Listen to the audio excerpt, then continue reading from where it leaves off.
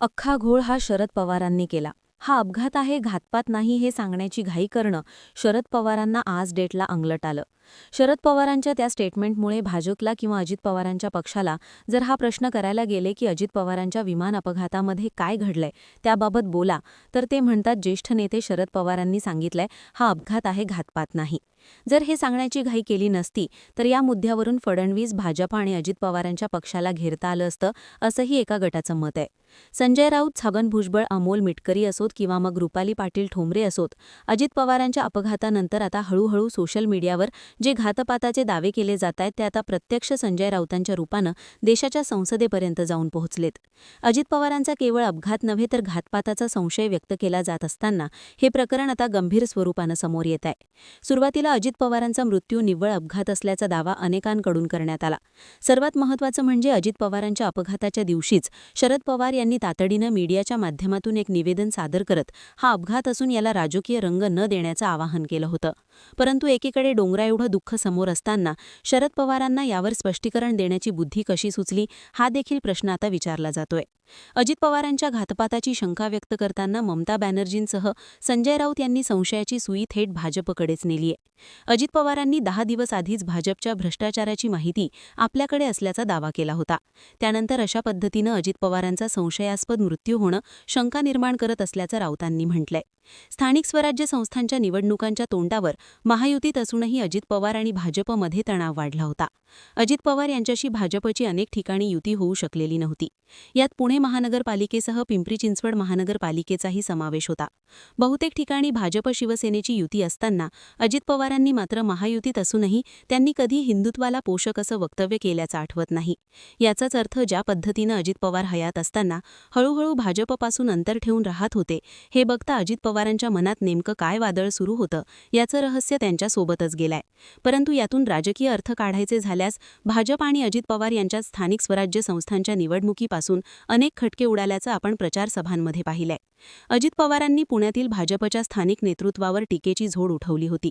भाजपनं पुण्याचा विकास रोखल्याचा आरोप त्यांनी केला होता. याशिवाय अपघाताच्या अवघ्या 10 ते 12 दिवस आधीच अजित पवारांनी जाहीर सभेत सुतवाच केले होते की त्यांच्याकडे भाजप नेत्यांच्या भ्रष्टाचाराच्या अनेक फाईल्स आहेत, ज्या ती लवकरच उघड करतील. यावरून भाजप नेते आणि अजित पवार यांच्यात कमालीची कटुता निर्माण झाली होती. भाजप प्रदेश अध्यक्ष रवींद्र चव्हाण आणि अजित पवार यांच्यात यावरून कलगीतुरा रंगला होता. अजित पवारांनी इतिहासाची मागणी पाने पलटवायला लावू नये असा इशारा देत भाजपनंही अजित पवारांवरती पलटवार केला होता. स्थानिक स्वराज्य संस्थांच्या निवडणुकीत अजित पवार यांना एकटं पाडून भाजपनं त्यांच्या हातून पुण्यासह पिंपरी चिंचवड महानगरपालिका ताब्यात घेतल्यानं अजित पवार कमालीचे अस्वस्थ होते. त्यांच्या चेहऱ्यावरील तणाव स्पष्टपणे दिसून येत होता. जिल्हा परिषद निवडणुकांमध्येही महायुतीत अजित पवार गटाला सन्मानजनक जागा मिळत नसल्यानं ते भाजपवर नाराज होते आणि पुन्हा शरद पवारांच्या संपर्कात असल्याच्या चर्चाही रंगल्या होत्या.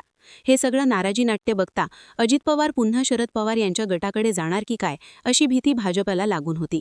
त्यातच त्यांच्या अपघाती मृत्यू झाल्यानं विरोधकच काय तर खुद्द त्यांच्या नेत्यांकडूनही आता घातपाताची शंका व्यक्त करण्यात येतेय.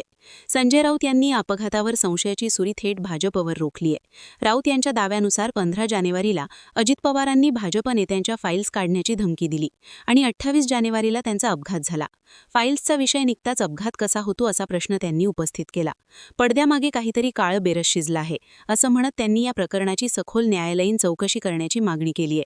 केवळ संजय राऊत नव्हे तर इतर अनेक नेत्यांनी या घटनेवर प्रश्न उपस्थित केले. विजय वडेट्टीवार यांनी सांगितलंय की राज्याचे 80% नागरिक या अपघाताला नैसर्गिक मानत नाहीयेत. ज्या पद्धतीनं विमानानं पेट घेतला ते पाहता हा मोठा कट असू शकतो असा संशय त्यांनी व्यक्त केला. अमोल मिटकरी यांनी अनेक तांत्रिक प्रश्न उपस्थित केलेत. अपघाताच्या वेळी ऐनवेळी वैमानिक का बदलला गेला आणि विमानाच्या प्रवासाचा मार्ग का बदलला गेला याची उत्तरं मिळायला हवीत अशीही मागणी त्यांनी केली आहे. अपघात होताच सर्वात आधी ममता बॅनर्जी यांनी यावर घातपाताचा संशय व्यक्त केला. त्यांनी याला राजकीय हत्या असण्याची शक्यता वर्तवत सर्वोच्च न्यायालयाच्या न्यायमूर्तींमार्फत चौकशीची मागणी केली आहे. एकीकडे सर्वत्र घातपाताचा संशय व्यक्त होत असताना मुख्यमंत्री देवेंद्र फडणवीस आणि उपमुख्यमंत्री एकनाथ शिंदे यांनी मात्र हे आरोप फेटाळून लावले असून विरोधी पक्ष मृताच्या टाळूवरचे लोणी खाण्याचं काम करत असल्याची टीका त्यांनी केली आहे. या प्रकरणी AIB आणि CID कडून समांतर तपास सुरू आहे. त्यातून अनेक तथ्य बाहेर येतीलच, परंतु नेत्यांसह सोशल मीडियावर सर्वसामान्य नागरिक देखील काही लॉजिकल प्रश्न निर्माण करतात. त्याचं समाधान सरकार कसं करणार असा प्रश्न मात्र कायमच राहतोय. आता या सगळ्या गोष्टींमध्ये संजय राऊत म्हणतात त्या पद्धतीनं अजित पवारांचं जाणं हा ऑपरेशन लोटसचा भाग होता का, हा प्रश्न मात्र जशास तसाच राहतो. या सगळ्या गोष्टींवरती बोलण्यासाठी पवार फॅमिलीतीलच लोक समोर यायला हवी, मात्र ते अजून येत नाहीयेत. त्यामुळे आणखीनच प्रश्न तयार होतात. असो, या सगळ्या घटनाक्रमाकडे तुम्ही कसं पाहता कमेंट सेक्शनमध्ये जरूर व्यक्त व्हा. अशाच माहितीपूर्ण व्हिडिओंसाठी आपलं चॅनल आवर्जून सबस्क्राईब करा. जय महाराष्ट्र.